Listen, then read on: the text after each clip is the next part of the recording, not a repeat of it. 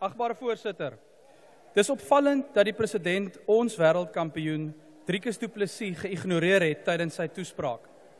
Meneer die president, Jacob bly 'n Suid-Afrikaner, selfs al ondersteun hy nie die korrupte ANC nie en hy verdien erkenning vir sy heldedade. Maar gelukkig gaan kiesers binnekort aan die ANC doen wat Jacob aan Sean Strickland gedoen het, want die ANC weet nie wat ons weet nie. As I listened to the ANC, I was struck by a recurring pattern. Every time they spoke about an element of the collapse of South Africa, what they euphemistically call challenges, they pretend to not know that the ANC is the root cause of all of these crises. In the ANC's world, the causes of load shedding, corruption and state capture are as puzzling as some of the world's great mysteries, like Stonehenge or how those dollars ended up in the president's couch. There's just one problem. In each of these cases, the DA told them so. Back when former President Mbeki was still merrily chewing his garlic and the Guptas were but a twinkle in Zuma's eye, the DA warned that we would run out of electricity. When it later emerged that the ANC planned to use load shedding as an opportunity to loot through Chancellor House, the DA warned that this corruption would lead to cost inflation and substandard work, as well as serious shortages of electricity. All of this has come to pass. And then the Honourable Lucas has the gall to stand here and say that load shedding is not the end of the world. Load shedding is the end of the world for thousands of workers who have been laid off because of it. Load shedding is the end of the world for small business owners who have lost everything.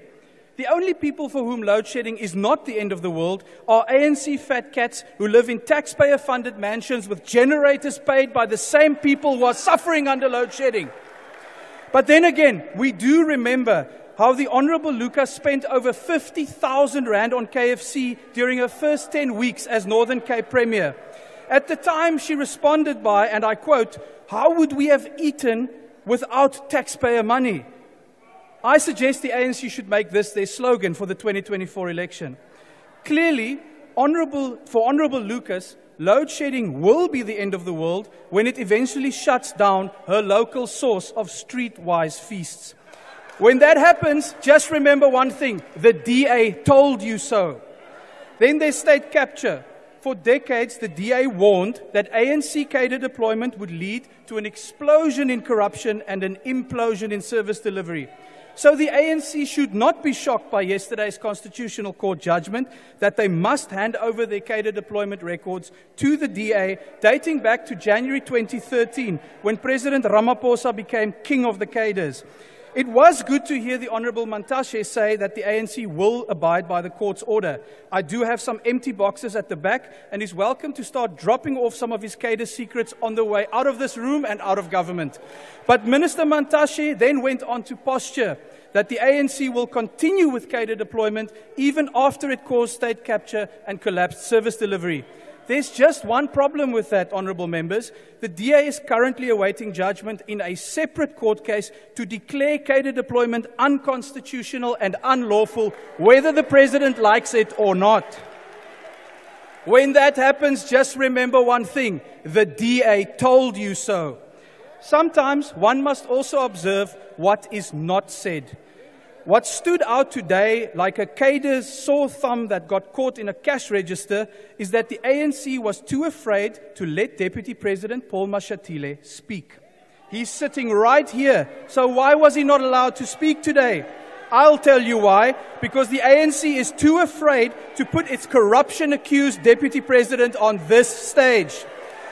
Imagine, just imagine, a president that protects his deputy from corruption allegations, but is too scared to even allow him to open his mouth. The DA told you so. Now, there's one final thing that the DA warned the ANC about, but they didn't listen properly. I'm sure we've all seen the reports that Jacob Zuma's new MK party is already polling at 24% in KwaZulu-Natal and at 9% nationally. It is clear that Zuma took millions of ANC votes with him when he poached the MK logo from right under the ANC's noses.